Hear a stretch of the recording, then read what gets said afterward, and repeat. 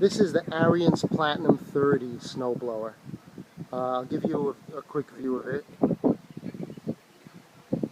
That's the gas tank, engine, here's the chute, and here's where the snow goes. This is the front of it. Basically, this is the Ariens. It's a 30-inch platinum, the platinum version of their snowblower. And basically, I think the platinum means that it has the biggest engine. I'll show you that. This is the gas tank. It says Polar Force, Briggs and Stratton, 16.50 feet gross torque, 342 cc's.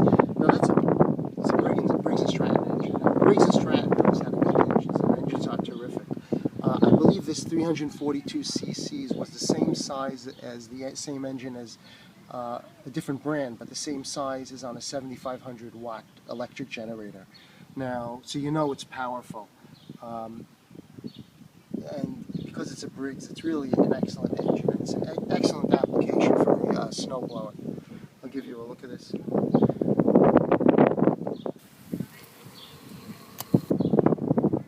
That's underneath.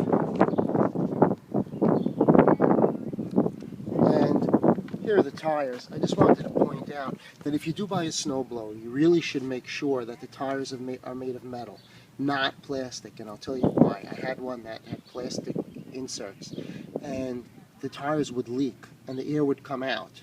It was on those $500 snowblowers, the tires, the air would come out, and what would happen is it was very difficult to blow these up again. I would go to a gas station, they'd have to remove this, take this cover off, remove the pin inside, and then try to pump air in, and even with that, with a big compressor, they couldn't do it sometimes, and it was just a big pain in the neck. You certainly could not use a regular electric-powered air compressor to pump these up. But with the metal, they don't leak. It's excellent. Here's the electric start. This is the starter, Johnson electric starter, and you can plug it in. Basically, you plug it in to start it. Now that might seem like a waste, as being not necessary, but I'll tell you, the first start of the season, it's necessary. Now you have over here the pull. You can start the engine by pulling it. Obviously that's important because if you need to start it up when you're down the block, you're not going to get an electric outlet there. And it uses a common plug, a standard plug. Here it is, just a standard plug. You don't have to buy that plug. You can just use any extension cord. Here's the gas tank. And it says no E85, so you got to use, you can use regular gas. This is the, let's see if you can see it.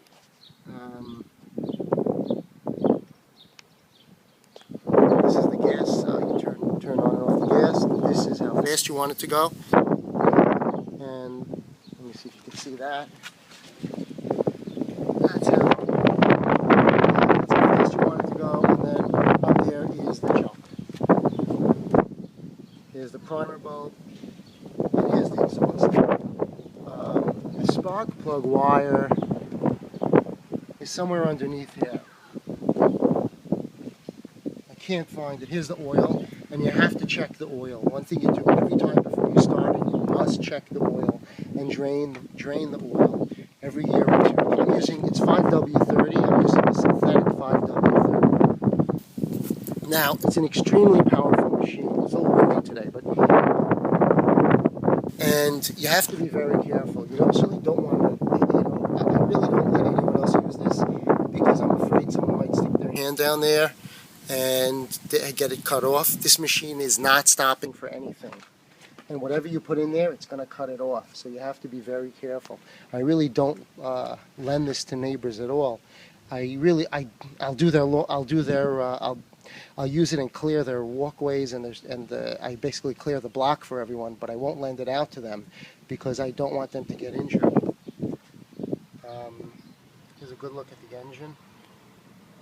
And like I said, this is a very powerful engine. It really cuts through the snow beautifully. Nothing is a problem. It never gets jammed up. Never. You can go right through a foot of snow. It'll cut right through it. Though sometimes the top does come up a little bit. You know, you have to fight to keep it down. But here there are controls, and I just want to show you. There are a lot of controls here. This, for instance, this controls the handlebars are heated. So this will turn on the heated handlebars. This controls the going forward. When you pull this down, it goes forward. The snowblower moves forward. The other one controls the spinning of the front in the chute of the metal, shooting, pushing the snow out.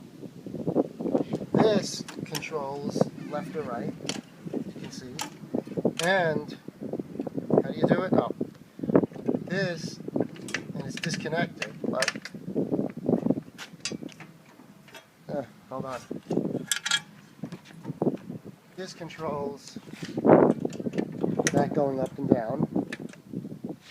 And this is all the gears. Reverse, 2 gears reverse, and 1, 2, 3, 4, 5 gears going forward. So, I mean, a negative about this, and I don't know if you can say it's a negative, is that there's so much to control. I mean, you want to move forward. You got this thing pulling down. You got to pull this down. You're moving this side to side. You're moving this up and down. You got to move forward. This. How fast do you want to go forward? Do you want to go backward? I mean, it's like driving a manual car. Also, there's a light up front, which is very nice. So, you're really controlling a lot. And the only negative, if I can say it's a negative also, is, you know, sometimes you just want to pull it backwards instead of like moving it into reverse. You just want to grab it backwards and then turn it and then go in that direction. Well, this thing is heavy. I would say it weighs about 200 pounds. And pulling it back in the snow gets exhausting really quickly. Well, then you go see in terms of starting it, it tells you what to do. You turn that, turn the key comes out, put the key in, you turn the key, you turn the choke, you prime it, and you put this in on fast mode, you turn the gasoline on, and then you plug it in over here, and then you crank it. Push that, it'll crank electrically, or you can pull the thing. I mean, I recommend it because it'll push snow, it'll throw the snow about 40 feet. And that's really fantastic. And like I said, it doesn't get jammed up. This is heavy duty. And there are shear bolts here. But I'll tell you, this is not going to stop in any snow, no matter how high it is. It'll just cut through it. So with safety, you know, I recommend that if you do have your teenager use this, that you really supervise them for a while. And, you know, I don't know if I'd feel comfortable letting them use it. But it's been very nice. I've been cleaning out the block, doing the whole block. It helps. Now all my neighbors are my friends. When they see this coming, they're all happy. And it's really a nice thing to do. But like I said, I don't think I would lend it to anyone because it's complex. There's a learning curve. And someone really could hurt themselves if they act foolishly. If you want to clean it out, you want to use this. Stick it in. You can scoop out the snow. But I will tell you, nothing's going to get stuck here. With that 342 cc engine, it's very powerful. And hopefully it'll last a long time. It's an excellent engine.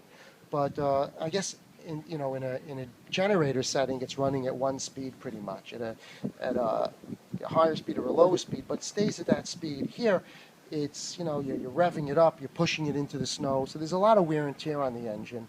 And I'm hopeful it'll last a long time because it is a big engine. It should really be fine. And, you know, I highly recommend it. I'll try to show it to you in the winter how it works. But I had no problem throwing this like 40 feet, and I think it would go about 15 feet in the air. It was really nice.